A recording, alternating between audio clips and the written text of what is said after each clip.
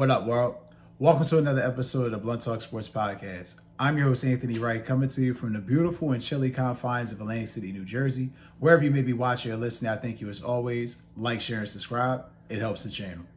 You can check out the Blunt Talk Sports Podcast not only here on YouTube, but on Apple Podcasts, Substack, Spotify, Patreon, Trovo, and as well as on Podbean. Happy to be here with you guys on this beautiful November 4th, 2025. We're going to get into the Week 8 and Week 9 recaps, kind of condensing them. Week 8, I only watched 2 games, kind of took like a little break. So then this week I kind of caught back up with things. So I wanted to do a full recap, get into all the things that have been going on, the blowouts, the playoff seeding starting to take shape, the Monday Night Football debacle with the Cardinals beating the shit out of the Cowboys, the Commanders, their losing streak and the injury woes they've dealt with, and all those things, and NFL trades, of course, to touch on. So, as always, we're going to hop right into it. Like I said, so this episode, we're going to start with Week 8. Like I said, we're not going to really dwell too much on Week 8 because Week 9 has already ended. So we're going to just touch on some of the games for Week 8 and then get into Week 9. First and foremost, we're going to touch on Commanders and Chiefs. Already a thorough ass-whooping and blowout. The Chiefs were able to pull out the victory 28-7. Complete mismatch. Now, keep in mind for this game that the Commanders did not have Jaden Daniels back yet. He came back in Week 9 against Seattle, so they did not have him in that game. They had Marcus Mariota, who, again, solid backup, will do the job, will do all the necessary requisite things for his team to win. Just unfortunately, it's just not as talented as Jaden Daniels, and just quite frankly, this team without Jaden Daniels just fucking sucks. Offensively are limited, and then not to mention the injuries. I mean, you lose Terry McLaurin to a quad injury after the performance that he had in that game, which you got to give Terry McLaurin a lot of credit. Pulling up the stats here, Terry McLaurin, look at, he only had 1 touchdown, but he 3 for 54. Now, McNichols had the most yards, obviously, because you had Mariota in there as you're checking the ball down a little bit more. But you got some production from McLaurin. You got a little bit of production from McCaffrey. Ultimately, though, your offense fucking stunk. I mean, the Chiefs took you to the fucking woodshed.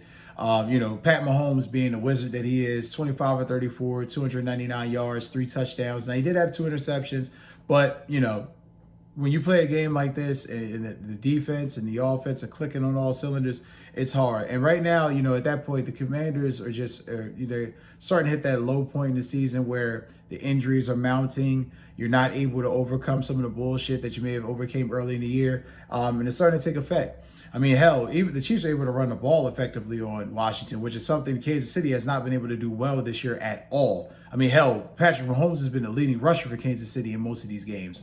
30 rushing attempts, 148 yards in total, 1 touchdown. The 1 touchdown coming from Kareem Hunt. So he and Pacheco did well. Pacheco had 58 yards on 12 attempts. So then you had Kelsey, of course, Rashee Rice, and that I think has been the key for the Chiefs offense. The key has really been Rashee Rice coming back and adding that other speed element to the offense. Having Kelsey, having Rice, having Xavier Worthy, it gives pass catchers, gives Mahomes the surety that he has the pass catchers he needs to complete passes down the field and ultimately just not look like an inept fucking offense. I mean, let's just be honest. There's been plenty of times that we've watched Patrick Mahomes run this team, down the field or get down the field, and they just can't finish drives because for whatever reason, the tight end can't catch a ball outside of Kelsey, or maybe Kelsey bobbles it, or the receiver gets hurt on a pad or play where he gets hit by his own teammate, whatever the fucking reason it may be. Their offense has just been ineffective without all 3 of those guys being in it. So it's definitely been great to see. I mean, altogether, the receiving core, 25 receptions for 299 yards. You'll take that any fucking day of the week. Also, 3 touchdowns coming out of that group. So not good for the Commanders. Like I said, already suffered some injuries. I'll touch on what happened with them in Week 9, too, as we get into that.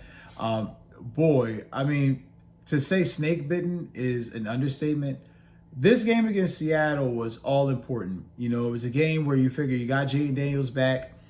There was no way in hell you were going to lose this game because you knew this is a team that you're battling with a potential playoff seeding. Seattle's a good team. This is going to be a true test on Monday night. Ass whooping. And it really all happened in the second quarter. I mean, it was a thorough ass whooping that the game was over by the second quarter. There was no way this team was coming back. And I feel like, and I'm going to touch on the Jaden Daniels injury, of course, but I mean, the final score from the Seattle game, 38-14. So you got 2 weeks in a row you're getting blown out. Didn't really help that you played two really good teams that offensively and defensively could really, test you in all your weak areas. Not having a running game, loading up on an old roster. The Commanders set themselves up for major fucking failure this year, and they have no one to blame but themselves. I have talked all offseason. You paid Terry McLaurin way too late. You could have been had him in camp, been had him working out. Now he's suffering with injuries because why? He wasn't practicing throughout the summer. He wasn't practicing throughout the spring. So now look at what you're dealing with. He's out. Your fucking quarterback just had his elbow fucking snapped in two different directions. Luke McCaffrey's got a broken collarbone. Not to mention, let's not forget, Marshawn Lattimore, the trade acquisition that they were so vehemently adamant about, and just how much they needed a guy like that in their secondary to shore up that Dan Quinn cover 2 defense, and it's going to shit in a handbasket fast, quick, in a hurry. I mean, obviously, he was destroyed in the NFC Championship game by A.J. Brown, so he hasn't really been the same since that game, let alone had a patchy end of the year last year. But then to lead the league in defensive penalties, I think by a defensive back, he had 7. I think they posted about the game. He had like 7 or 8. I mean, that's fucking horrendous. That's definitely not what you wanted if you were Washington. That's not what you traded for. And then he already has a torn ACL. So Jaden Daniels out, Marshawn Lattimore out, Luke McCaffrey out. You're fucked. If you are Washington, you are fucked. At this point, you need to really have a sell-off. Get rid of Deebo Samuel. Get as many draft picks as you can. Get younger. Do what you should have done this past offseason, which was get younger, allocate the resources to making this team young and able to grow with Jaden Daniels. You grab Laramie Tunsil. You grab Deebo Samuel. You grab no running back. Then you traded Brian Robinson. I mean, again, not a Brian Robinson fan, but you just left your team in a very precarious situation. I'm not sure what exactly is going on, but when you have, I mean, just looking here at the synopsis of this game, just diving into it, the game was decided, in my opinion, like I said, second quarter. I mean, that's when you had, 3 touchdowns by the Seahawks that just pretty much put the nail in the coffin, because Seattle scored the only touchdown in the first quarter. But when you look at this, Seattle's first drive of the game, 17 plays, 104 yards. That's an indictment on your defense right there. Then you go later in the game, third quarter. At this point, the game is, keep this in mind, it's 31-7. They have an 11-play, 56-yard drive. Two long drives, and in between there, quick strikes. 2 plays, 26 yards, 5 plays, 87 yards. Now, the 5 plays, 87 yards is a little bit lengthier, but you have to call more plays. Obviously, it's more expenditure of resources, energy. So, got to give Seattle credit. Seattle is really, like I said, I've been calling them for years, Philadelphia Light. They have had the template now. I've always felt like Geno Smith wasn't as adequate at quarterback, but they've always had the kind of, for lack of better words, they've had the team, the defense, special teams to really compete in the NFC. Just looking at the stats from last night, from essentially Monday night, excuse me. It's Tuesday now. Sam Darnold, 21-24. First of all, that's fucking excellent. 330 yards, 4 touchdowns, 1 interception. You'll take that. 140 passer rating, you'll take that any day of the week. Sam Darnold has been electric. He's played very well for the Seattle Seahawks this year. If you're Seattle, so far, 8 games, money well spent. Money well spent. Then you look at the running game. Didn't get the great production that you would have wanted, but you got some production. Kenneth Walker was able to kind of hit the edge, show some ability there. Zach Charbonnet was able to be that dagger, hitting the A and B gaps. You got, Jackson Smith and Jigba in on a nice run for 11 yards. I touched on him too, how he is becoming one of those top 10 receivers in the league if he hasn't been already. 8 receptions for 129 yards on 9 targets. So, again, and you gotta like too the kid Horton that they have too. You gotta like Barner. Seattle is low-key sneaky, and I really feel like they have a chance to win the NFC West. And even if they don't win the NFC West, if they get in the playoffs, damn, they're going to be a tough fucking out. They really are a good team, and I think a lot of people are sleeping on them. But utter destruction of the Commanders. The Commanders, I think, are in complete sell mode. Definitely going to have to make moves. Going back to a Week 8 game, and then it's going to tie into Week 9, we're going to talk about those Broncos playing the Dallas Cowboys, which, again, utter ass whooping. Another team, NFC East team, taking a complete foot to ass, belt to ass moment. Broncos win the game 44-24. Needless to say, the Cowboys defense is truly the problem here. I mean, whether you look at that game against Denver, or we talk about the Monday night game last night against the Arizona Cardinals, which, I mean, you lose the game 27-17. Outside of a special teams play, your offense gave you 14 points. 14 points. Excuse me, 7. 7 points. I mean, what the fuck are you to do with that? You're Dallas, you're drowning, and the bleeding is starting to become too much. I mean, you got an Arizona team who, in all due respect, 2-5 coming in, struggling, quarterback. I'll speak on that in a little bit too. The whole situation with Jacoby Brissett and Kyler Murray, not knowing exactly how that all is going to play out. What's the situation with that? And then you go into it, and it's like, not only is Jacoby Brissett playing well, but the Cardinals look like they were very much prepared for this game. Dallas, that defense, I mean, if you're a Cowboys fan, it has to break your fucking heart looking at this defense, knowing that they have no answer to stop anyone.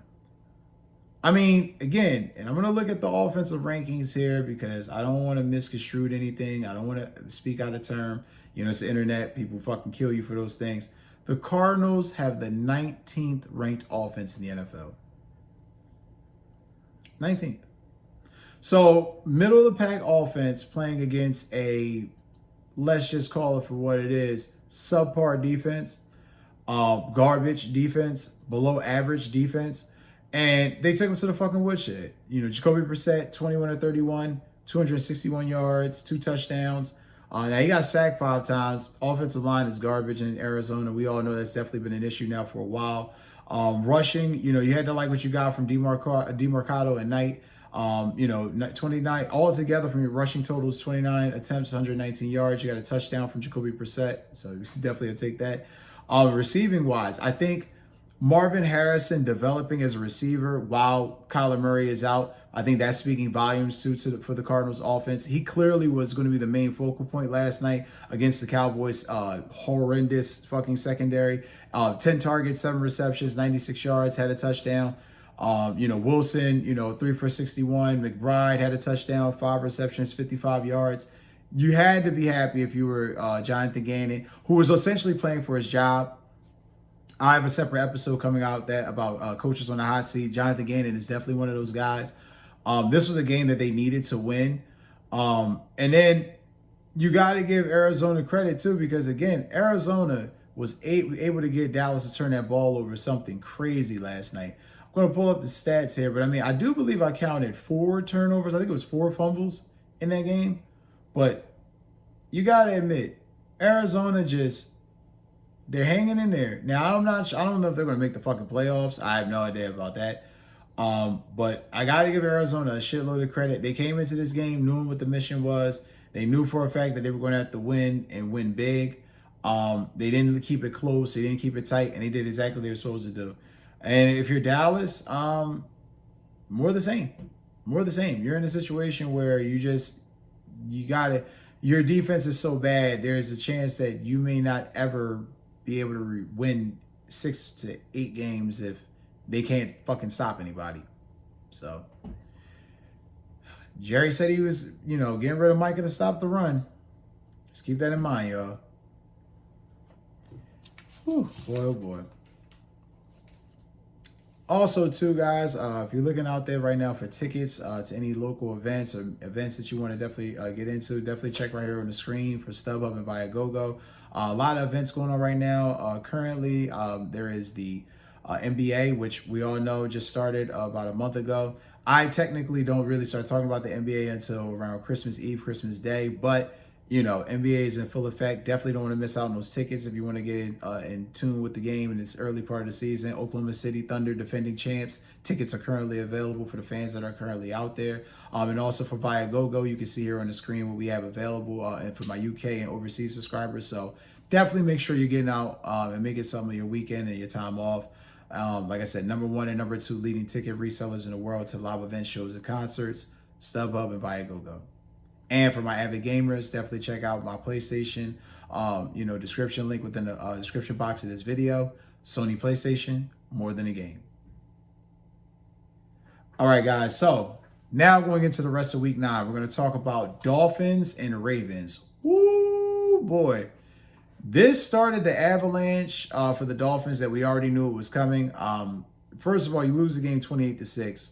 Lamar Jackson comes back on the scene, electric. I mean, playing outstanding. 18-23, 204 passing yards, 4 touchdowns, looking like Lamar. Derrick Henry coming back looking like himself, 19 carries, 119 yards. The receiving core, just complete contribution from all parts. Zay Flowers, Likely, Kolar, Andrews. Andrews giving you 2 touchdowns, which was big for his confidence. Rashad Bateman as well. You got to be excited if you're a Ravens fan. This team was written off as dead a few weeks ago. A lot of people were assuming that there was no way in hell that the Ravens were going to be able to come back and survive after the early onslaught and just terrible fucking start to their season. But lo and behold, they're here. And it's weird because the Vegas odds have kind of always stated that they kind of thought that, the Ravens would kind of figure it out and put it together. Steelers still winning some games, still hanging in there. So it's definitely going to come down to those two for the division at the end.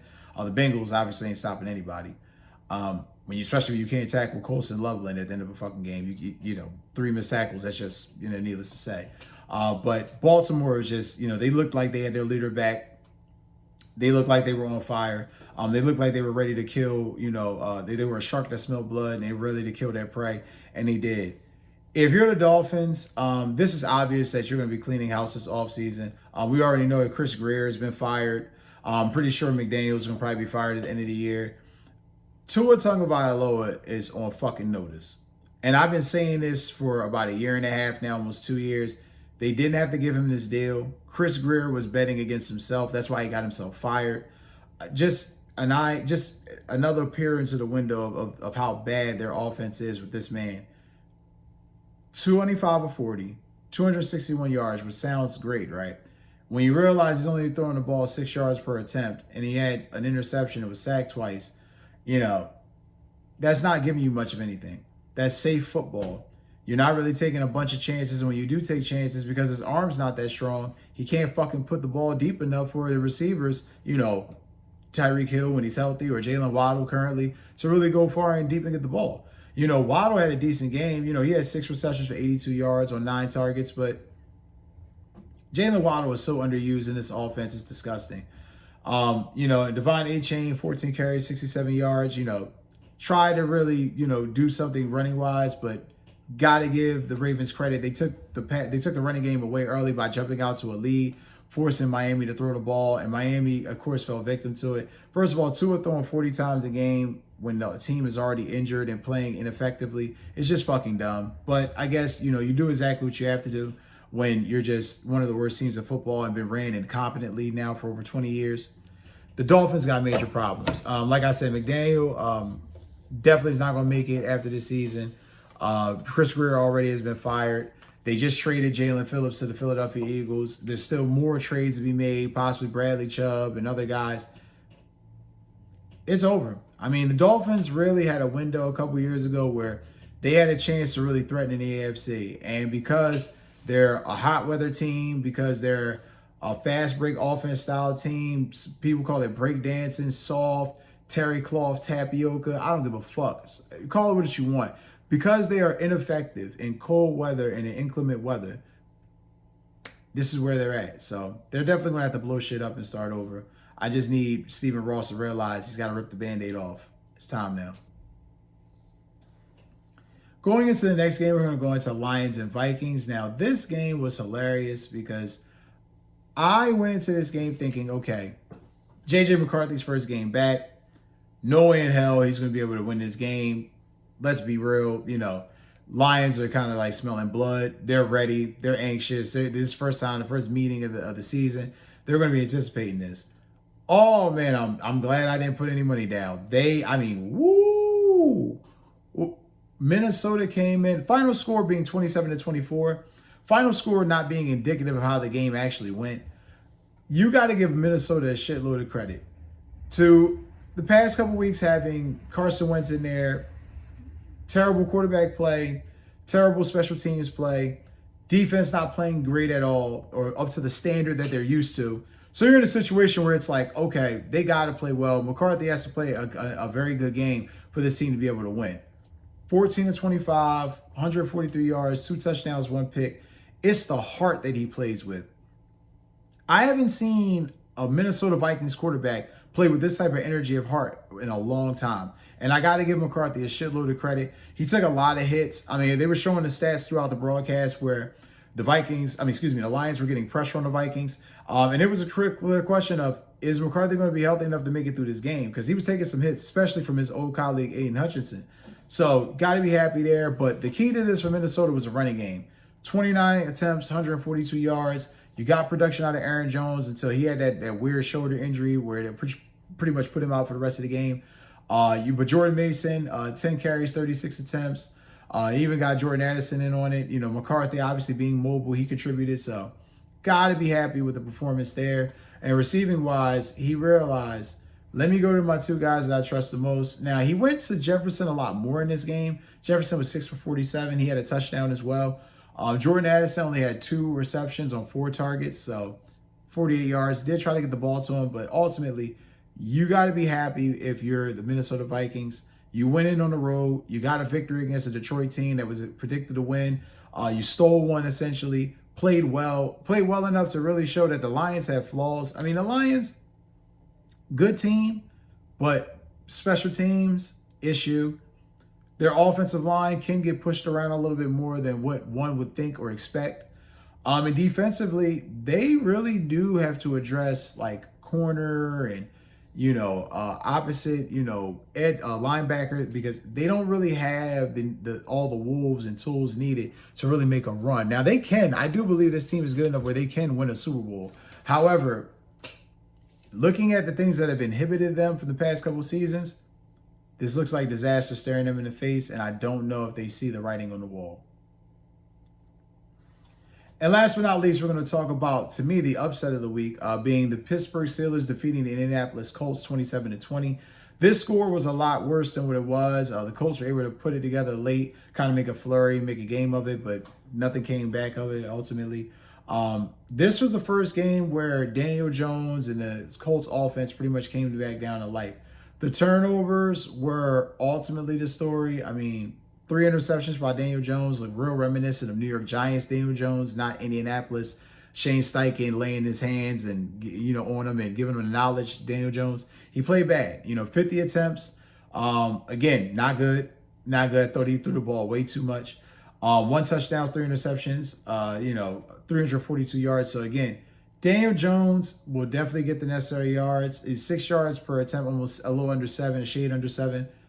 Dump balls. When the defense is attacking you like that, you're trying to get rid of the ball. The Pittsburgh Steelers defense created so much havoc and turnovers for the Indianapolis Colts. It was the first time all season where you're like, damn, they don't really look good like we thought they would. Or they really weren't prepared for it. I mean, Peyton Wilson, TJ Watt, these guys coming off the edge making plays. It was just a shitstorm. It was a shitstorm, but got to give Pittsburgh a lot of credit too. I mean, Pittsburgh, after some weird couple games that they've had, suffering some crazy defeats, they were able really to put together a very masterful performance. I mean, again, Aaron Rodgers, 25 or 35, continuing to tap into the fountain of youth. 203 yards, touchdown. Now, he did get sacked 3 times, but we all know sometimes it can be coverage sacks, guys not running the right route, things of that nature.